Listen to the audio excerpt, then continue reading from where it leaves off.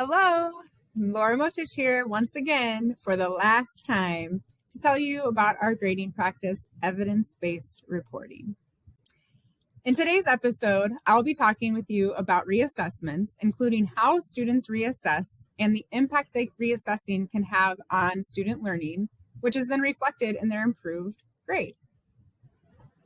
Let's start by defining a couple of other terms related to evidence-based reporting that haven't been covered yet. The first is a practice opportunity. Practice opportunities are provided to students as a way to practice a skill without the pressure of a graded assessment. These are intended to be used to provide students with feedback so they may revise and improve their skill prior to the assessment. While these don't necessarily go into the grade book, they have the direct impact on students' success on an assessment. I also want to define what a reassessment is. Reassessments can look different in various classes or even for various assessments within the same class, but the intent is the same. The reassessment process allows students to provide additional evidence of learning on a skill that they did not reach proficiency on initially.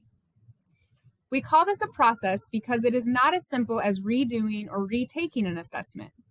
Instead, the student will work with their teacher to develop their skill through additional practice opportunities, asking questions, and or receiving reteaching and support so they are better prepared for their reassessment. The teacher will provide the timeline and clarify what the reassessment will look like.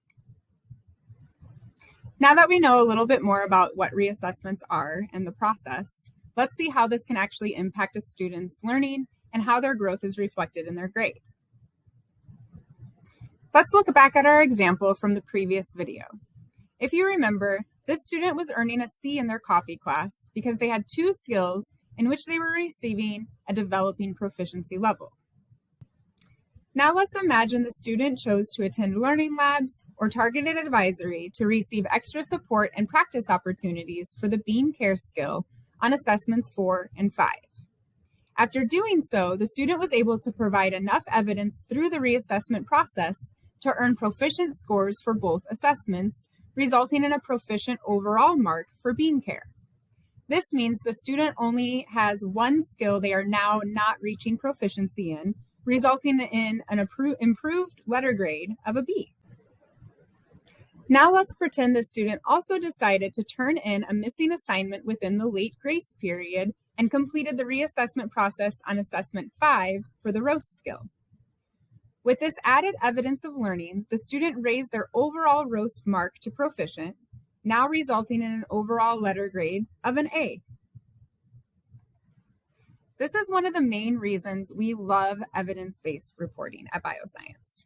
We understand that learning does not happen at the same rate for everyone, and we hope students take advantage of the reassessment process to continue their growth and provide evidence of learning. That wraps up our series about the philosophy and practices of evidence-based reporting. I hope you found these videos helpful, and remember, we are here to support you and your kids. If you have any questions about evidence-based reporting or your child's progress, please reach out to their teachers. Thanks again for watching. Bye.